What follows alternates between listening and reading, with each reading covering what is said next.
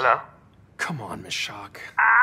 If you think this is Mashak, think again. This was Mashak. 71 What makes him hours think that ago. these are funny? But even if you What makes him unscramble think this that these are train, funny? my Wait, this is what you trail choose to is leave on your phone for that? I mean, it's not even funny. It's not funny. Good luck! Mashak, Connection it's neither of them failed. are funny. They're not even... It had been 3 days since the Dion bomb.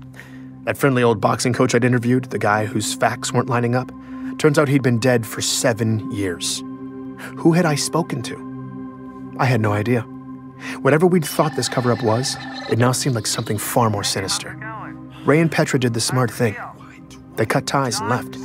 Mashak was the only one who hadn't bailed. Oh God, you know what? It's not funny, Mashak. Instead, he'd give me a potential breakthrough. Apparently, I was about to be contacted by Pharaoh, a mysterious insurgent with intimate knowledge of ONI's tactics and buried history. That was the good news. The bad news? I'd heard nothing since. Pharaoh was a no-show. Mashak was AWOL, and I'd spent the past 72 hours listening to these 2 ridiculous pre-recorded messages over and over. You know what? Who do you think you're outsmarting?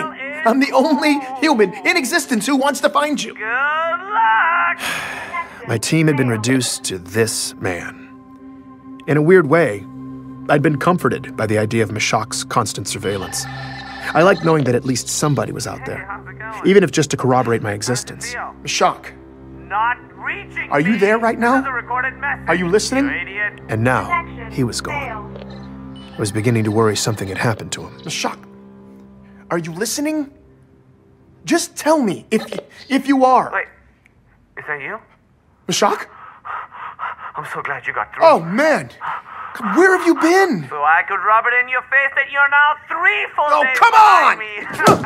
Oh, my God. Good luck! Oh, my God, if I ever get a hold of him, I'm going to kill him. I'm Benjamin Giroux, and this is Hunt the Truth.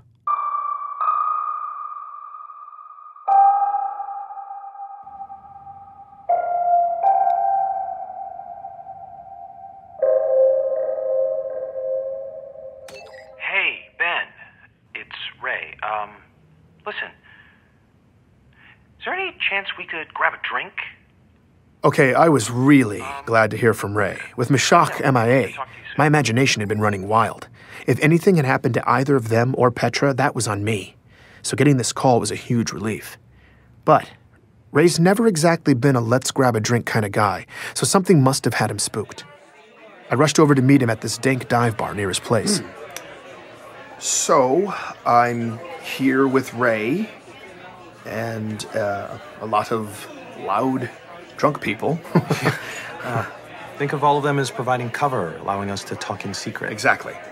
And Ray is aware I'm recording this. Yes. I'm trying not to think about it, honestly, but Oh, it's fine. So, why'd you hit me up? well, my scavenger finally got back to me. He had been waiting on some additional military records on Walker. I did not see that coming. I figured Ray would want to stay as far away from the topic of government cover-ups as possible. But if he was talking, I was all ears. And? All the ONI military records still check out. And ONI handles all military records, so... Well, almost all. Ray explained that every enlisting soldier has to sign an affidavit that their service was voluntary. That way, later on, if some grieving family member tries to claim it was involuntary, ONI is covered. But the office created to handle all those records is a rubber stamp joke. Of the roughly 200,000 involuntary service claims they've received over the years, they have ruled the exact same way family loses, ONI wins. Every single time. The process is so automatic, Ray says, that when his guy pulled the records, it was the first request the system had received from a human being in 50 years. Well, And Ray was here's giddy, where it gets interesting so I from knew a he was about to certain deliver the perspective. punchline. 180 days after a soldier's service period ends, the system is supposed to refile the record from active duty to retired. No, Yes. Walker's records weren't retired. And they weren't active either. What? Jacob Walker is the only soldier in the entire military database that is neither active nor They retired. missed that? How could they miss that? Nobody checks? Nope. Nobody but me. Ray had caught ONI in a major admin snafu.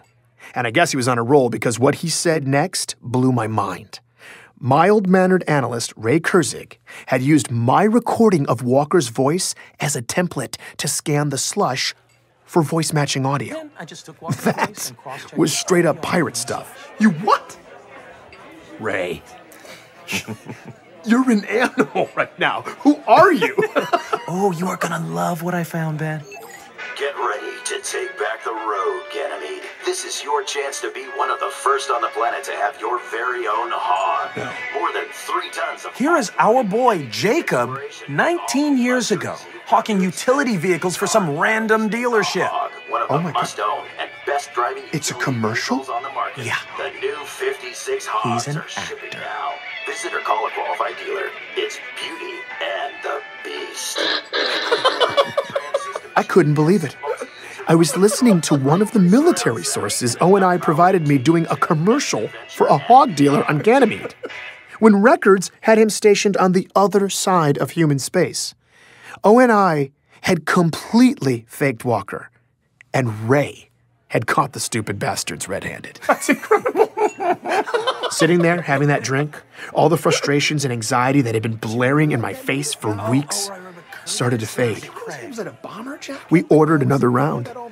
Ray was actually being funny. I don't even think we were talking about the story anymore, and for a little bit, I felt normal. Oh, man. It didn't last, though. Implications were percolating in the back of my mind, and it wasn't long before it all came roaring back. If Walker's boot camp stories weren't real, then the fog around the chief's origins extended beyond his fabricated age 16 enlistment. How far did it go? Where did the truth even begin? All I knew at this point was who I had to speak to the moment I walked out of that bar. It was the only person that Walker's tale had contradicted, and it was someone I'd totally blown off. I just hoped Anthony Petrovsky would take my call. Oh, so now you want to hear my story, huh? Yeah, hey, look, I owe you an apology. When we spoke, I didn't know what to believe, and I really should have given you the benefit of the doubt, man. Okay. Just don't get too weird, all right? It was awkward, but after a few minutes, Petrovsky eventually started warming up. And I've been listening to your story. Really? What do you think? Well, I mean, Oni's lying. Yeah. Nah, it's disgusting. Yep. You know, they just make up whatever the hell they want, like we're all stupid or something. You know, it's like, oh, where's the problem? Deep space? Well, let's just throw a glass planet at it, toss in some insurrectionist bad guys, and the story's good to go. You know, it's ridiculous. It's so ridiculous. But all your outer colonies people, though, the listeners, man, they're tearing that crap down. You know, it's great. Oh, it's great. I know. I knew exactly what question I had to ask Petrovsky, but I didn't want to ask it. If I was being honest, I'd been avoiding it my entire career. The Spartan program had a dark cloud around its origins. Civilians had no idea, but soldiers had always whispered about it in the ranks. Even the few scattered details I'd gleaned during my years reporting from the front had been enough to convince me that this was one stone I didn't want to overturn. I was embarrassed to admit I'd just avoided it. But I couldn't avoid it anymore. Anthony would tell me everything. I just had to get up the courage to ask, and when I did, here's what he said. Look, all I know is rumors, but everybody whispers about it. Oni kidnapping little kids, leaving behind decoys to cover their tracks. Just clones. Clones that were doomed to get sick and die. And all the families thought they were burying their kids. But really, though, their little kids were now government property, kept by Oni, training to be Spartans for years.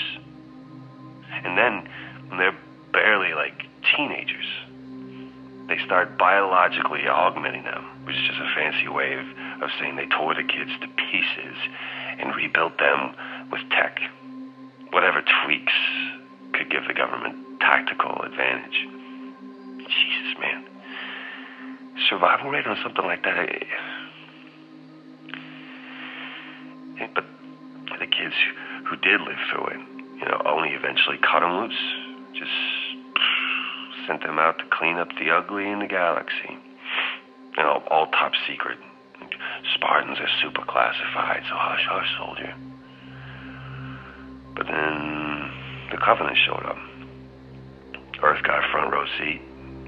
And all of a sudden you got people throwing parades for them, kneeling at their feet, the pinnacle of humanity. But they're not human. Nobody really knows what the hell's under those Spartan masks, but sure as hell not a hero. It's not a person. Whatever they are, it ain't us. That was the story I'd never wanted to hear. I couldn't prove it. I couldn't report it as more than just rumors. But his story was the only explanation I'd heard since this mess began that actually made sense with the facts. And it gave ONI more than enough motive to bury the truth. Because the truth was a nightmare. The truth was treason, planned and carried out in the shadows with impunity. When you let those in power operate in the dark for long enough, sometimes the dark creeps in. Without checks and balances, it's in our nature to cut corners in the name of efficiency. Trim off pieces of our humanity, a chunk at a time, justifying every cut until eventually all you're left with is horror. By coming forward, Anthony had just broken a rigid code of silence. Don't you have like a... I asked him why. a code of conduct or something you have to follow? Whose code? Huh? Oni's? Yeah, I don't care about that. Look, I don't blame that John kid. The Master Chief, whatever the hell they call it, just does what the Masters program it to do. Now, Oni, that's the boogeyman. Some sadist CPO wants to test out his Spartan toy, so he oils it up with the blood of my brothers? No, man, no, I'm not keeping quiet for them. Aren't you afraid of retaliation? What are they gonna do? Tell me. Are they gonna make my life suck? Even more than it does? It's too late. I mean, I understand, Ben, you haven't seen where I live, what my house is like. But let me just tell you this, you might prefer the shelter. I eat canned proteins, man. I am one mischeck away from living on the streets all the damn time. I got a titanium arm. Huh?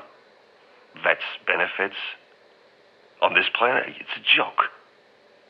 And this is how they repay me for running through the meat grinder for 15 years, for laying down your life every damn day for them. And you think I owe them some kind of responsibility to be quiet? No, I don't owe them a damn thing. Not after what I've been through. Good, thanks. I gotta go. I'm sure this sounds callous of me, but as Petrovsky described his hardships, I was drifting away. His story had left me dazed.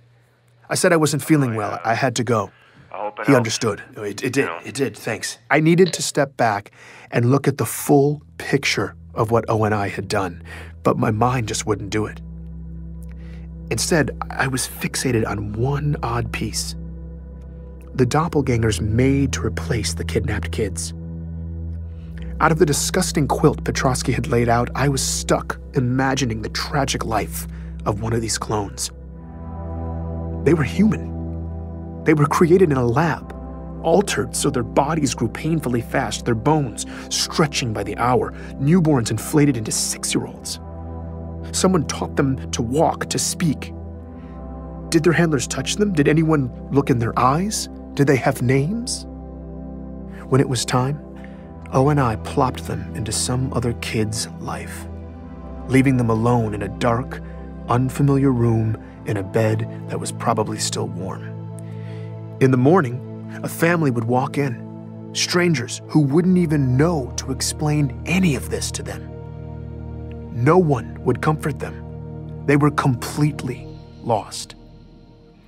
And then these small children would begin to die, breaking, withering away, surrounded by confused, heartbroken strangers who were powerless to help them, all the doctors making frantic attempts to stop the spreading rot from eating this little, terrified person alive. It was all just desperate wailing against the inevitable, and they would be forced to endure all of it, because no one knew the truth, that these children had lived in chaos until they died in excruciating pain because someone had designed them to do just that. The nightmare the clones endured was not a byproduct of ONI's plan. The nightmare was the plan.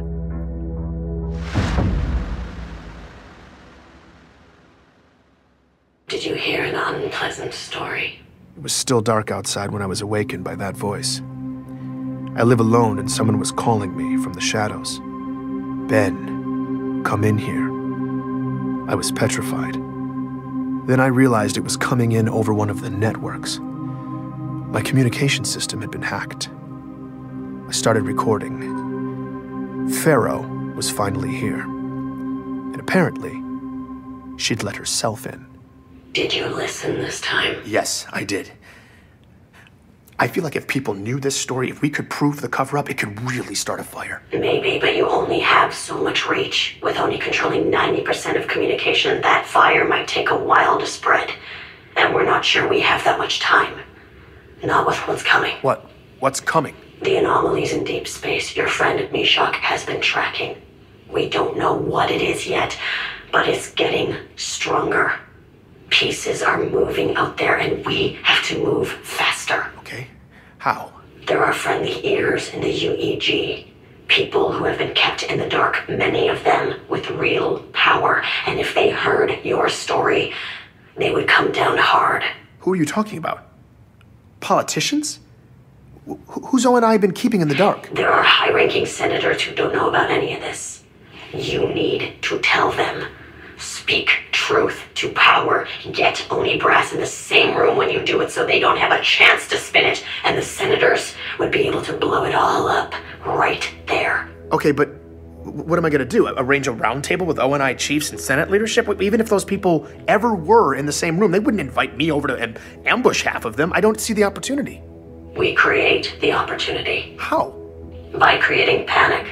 We give the public a hard truth.